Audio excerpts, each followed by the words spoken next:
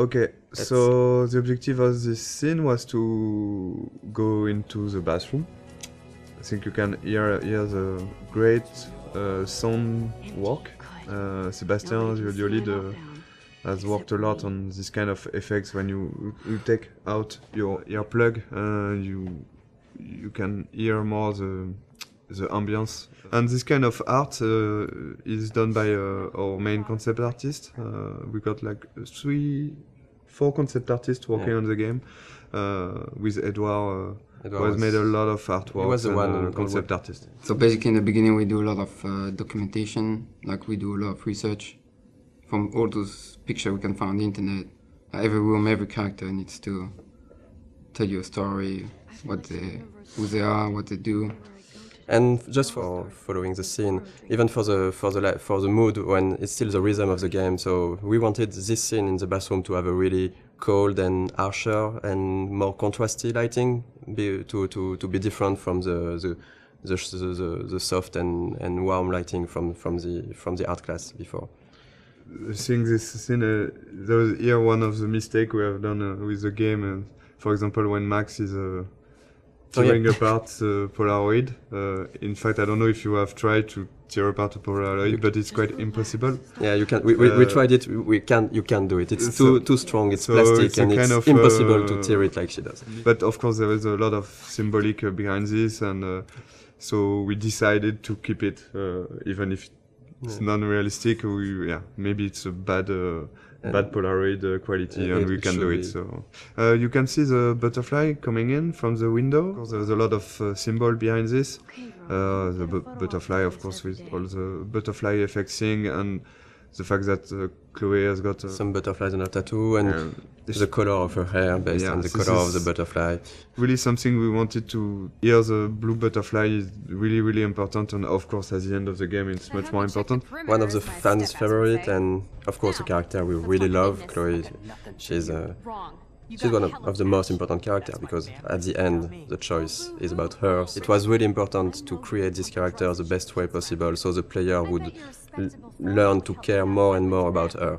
But we really wanted her to be not that nice at the beginning, so when she's evolving during the different episodes, and she's getting nicer to Max, people would care even more about her because she changed, and she likes the fact that she changed.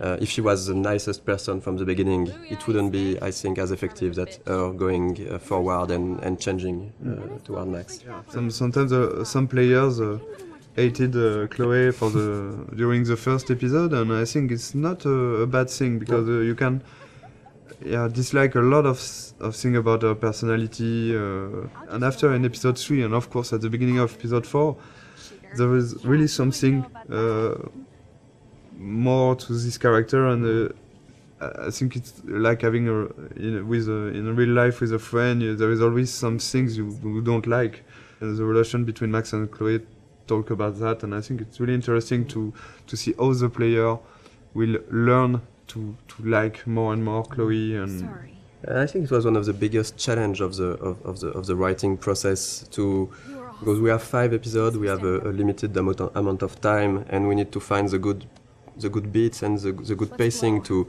make those characters evolve. It's a really intimate story, and it's mostly just centered on just emotional moments. All of the major choices that you make in the game are emotional. The heart of it is the relationship between Max and Chloe. It gets really dark and things get really hard for Chloe and really emotional. In the game, one of our goals was also to be able to talk about real life issues, about some social themes and difficult themes that can be experienced in real life. I mean, it's different to other games where there are bigger issues like situation of life or death or war or stuff like that. And in this game, we wanted really to focus on more human issues on a smaller level. The mood of the game and the themes of the game.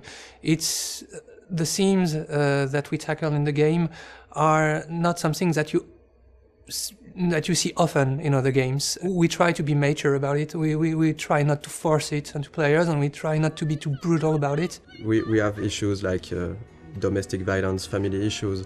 So talk about drugs, alcoholism, And depression. employment, It's really part of a reality, and I think it was really important for us to not avoid that.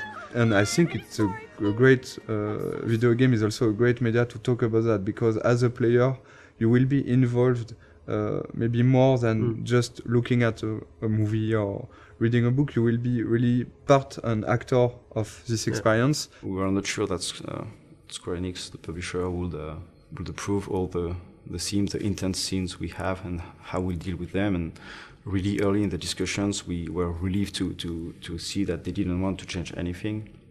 They just wanted to make sure that we deal properly with the scenes or themes, and this is exactly what were our intentions. So. It's again a key scene for episode 1. It's the first time you see Nathan and Chloe. First scene with the character is really, really important. We got a lot of information to give to the player. And we needed to show that Nathan was quite a troubled child, a teenager, I mean. So this is him talking to himself at the beginning. We had to fine-tune and to find the good words to use. Then we see Chloe for the first time. We have to show what's her character, so she's direct and a bit pushy to Nathan. We need still to understand what's happening. So they're talking about money, about drugs. We had to find the right hints to give to explain things. So we don't want to lose the player.